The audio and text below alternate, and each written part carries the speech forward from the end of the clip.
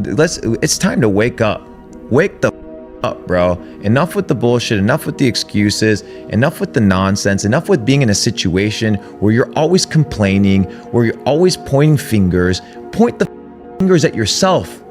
The life that you have is the life that you chose. If you don't like the life that you have, it's your damn fault, dude. Change. Make different decisions. Hang out with different people. Instill some discipline, some habits. Win. Losers wing it through life.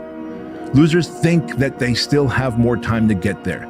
Losers measure themselves by the losers that they surround themselves with. And they go, well, I still have time. They're not doing anything extravagant in life, my friend. So I'm probably on track. No, you're not. You're all behind track. That's the problem. You're all behind schedule. You're all late to the party. Don't do something you don't want to do. Why are you wasting your time? There's so little time on this earth. Life goes fast. What is it, 4,000 weeks? That's your lifespan. And yes, we hear that, but we don't remember it. But I guess I'm keenly aware of how little time I have, so I'm just not going to waste it. The next thing was time. Why is time important? Round the numbers. How old are you now? 35. Okay, so if you reach the average age of an American, you have just over 17,000 days left to live. And I think all of that goes to show that time is the currency we're playing with in every moment of our lives. It's the center point of our influence. I talk about the roulette table of my life. It's the frame I think through, where we wake up in the morning with these 24 chips. If you spend 8 hours sleeping, you wake up with 16 chips left. And how you place those chips on this roulette table that sits in front of us just before the wheel spins every day determines all of our outcomes in our lives. So it's not all I'm never gonna get to that where everything's okay, where everything looks a certain way. And in the meantime, I'm burning the best time I do have available. I'm burning that candle up. I'm burning this candle down, and I'm saying as soon as it gets bright enough or warm enough in here,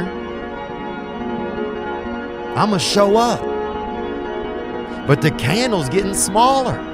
Everything is a choice, G. Everything is a choice. The life that you have is the life that you chose. You have to live purposefully.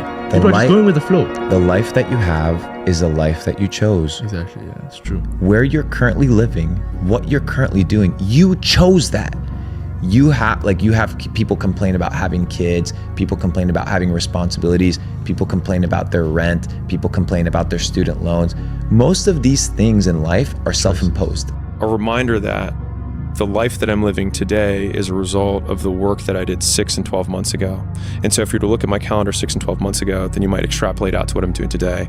But just like people want the immediate reward, they also see their current condition as a result of the behavior they're doing today, when it's not at all. Yeah, but if you're somebody that goes to work every day and says like, I don't want to be at this desk, I don't want to be in this cubicle, I don't want to be in this office, there's something out there that is more for me than this, then you already have the bug.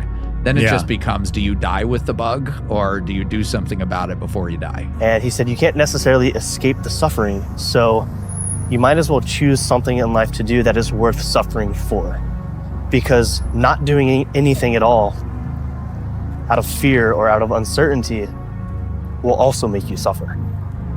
Because you know that there's something inside of you that wants to do said thing. We all want to read about how we can quickly get somewhere. That's why the 6-minute abs and all sort of shit so powerful. You may get some results from it, but they're not permanent. The permanent result comes from you. I say it all the time. You have to suffer. You have to make that a tattoo on your brain, so when that hard time comes again, you don't forget it, thinking they're gonna learn something different.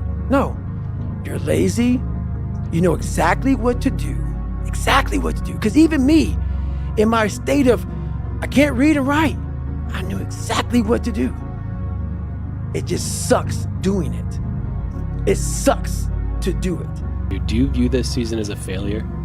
Do you get the promotion every year on your job? No, right? So every year you work is a failure. Yes or no? No. Every year you work towards something, towards a goal, right?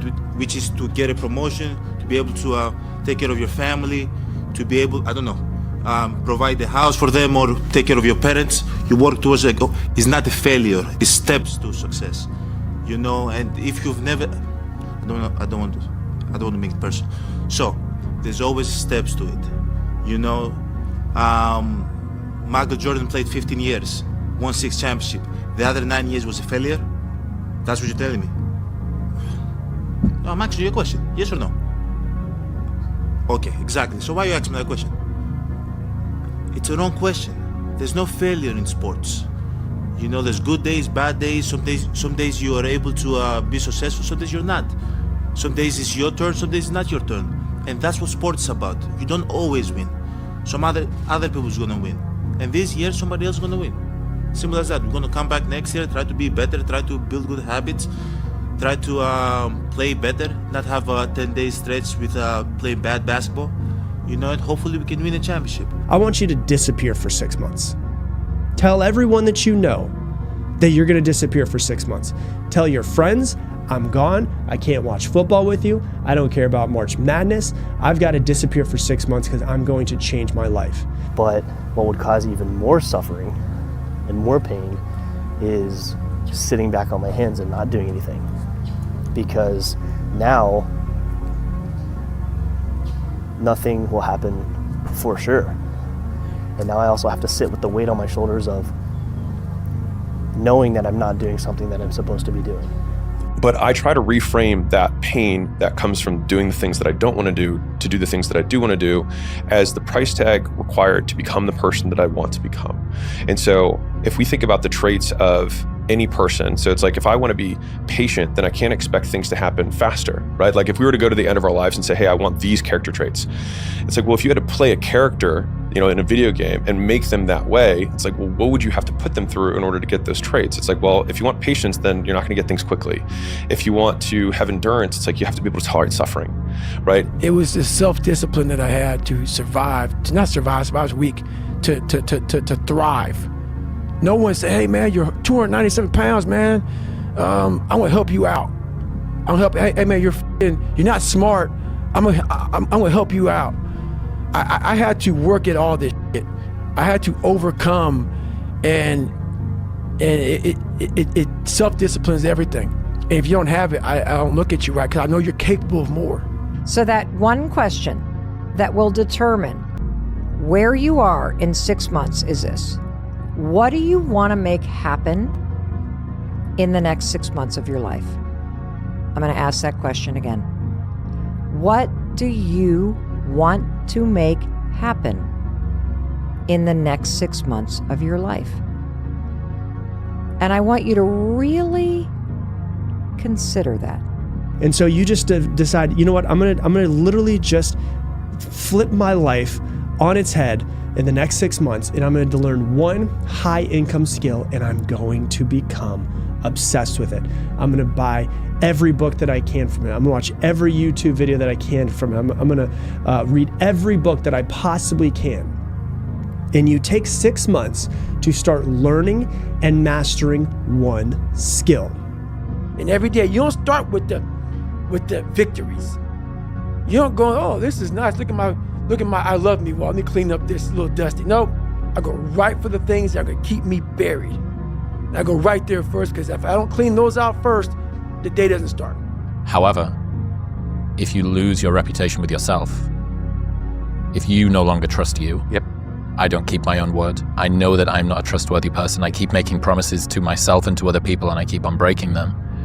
I keep doing something that hurts other people or the same person. They don't trust me anymore, and I don't trust me anymore. And you're 100% right. It all comes back to being a very personal act. But some people listening to this podcast are like, I'm all in. I don't want to do this anymore. I'm going to change my life, and now's the time that I'm going to change my life.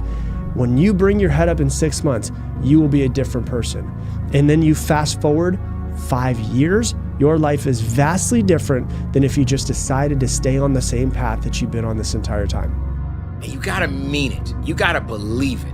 You gotta believe you're the most important person on the planet to achieve the success. And I don't mean sort of successful, a little bit, I mean outsized success. right? Life is hard and life is short. Let's dream. Let's dream in color. Let's go for it. What if you get it? What if you get it? Stop saying, what if I fail, and start saying, what if I succeed? How cool would that be? You deserve to succeed.